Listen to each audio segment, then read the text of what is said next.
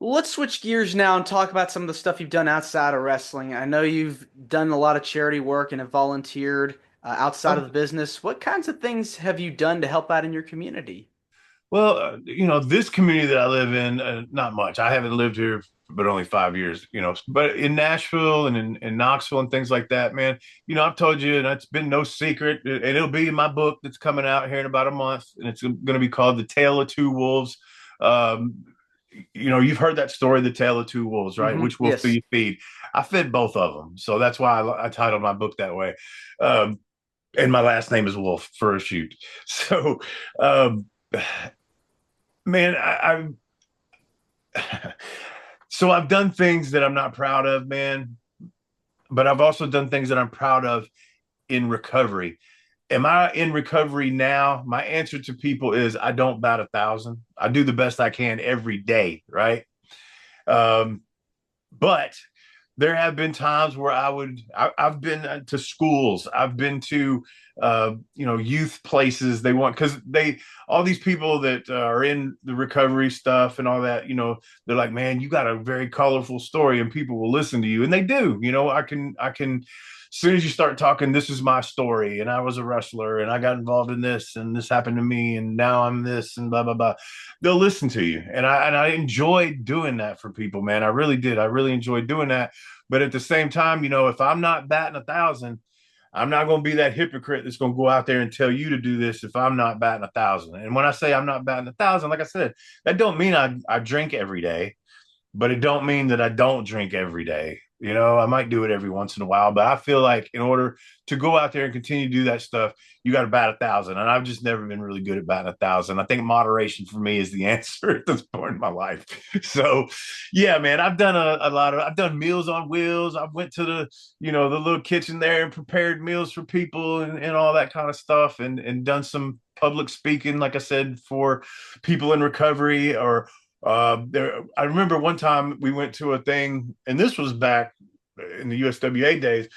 We went to a school, just about just say no, and in a way that was hypocritical at the time, because you know we we weren't really saying no, but I also knew the ins and outs of it, and I could tell you what not to do, if that makes sense, man.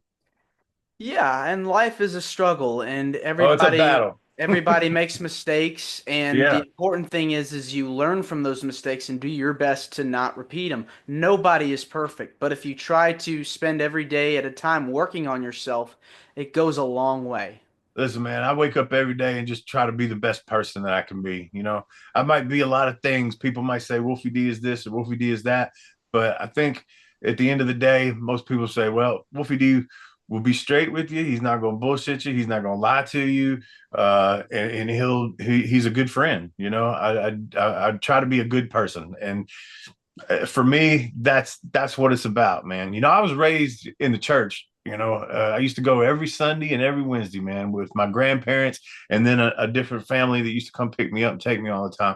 I learned a lot of good stuff in church, man. I don't go to church anymore, but it's not because I don't believe in God. So let's get that straight. Uh, but I just believe there's a different power in the world, and I don't think it has to be on Sunday mornings with everybody else. That's my feeling on it. You can do all that yourself. I just believe, man, be a good person, man, because that's really, to me, that's what the Bible's all about, in my opinion. Okay, this is my opinion, man. The Bible is a moral guide to life. Okay, all different religions basically say the same thing. To me, it's be a good person, be a good neighbor. Don't screw people over. Just don't be a shithead. Basically, is my message to people. Don't be a shithead. There's no reason to be a shithead. Was there a particular time or event that you participated at as far as helping others that gave you the most joy? Oh, let me think. I know I'm forgetting something because I feel like there really is. But man, honestly, I think when I could share, when I was batting 1,000 at certain times in my life, and I could share that story, especially with younger people, when I could share that story and see them just locked in on me and locked in, uh, that probably it brings me the most joy to help people because, man, I've been through some crap, man. I've been through some stuff that I wouldn't want to wish on nobody, man. Um, and that life will lead you there, man. And so if I can help somebody not go through that, that's awesome to me. You know what I mean? And I consider myself very lucky. I think back on some of the people, the places, the things like that. Like, how am I even still here? And so yeah, if I can keep somebody from going down those roads, man, that brings me happiness. Never too late. Yeah, You just have to really find that motivation to keep going. yeah, for sure, man.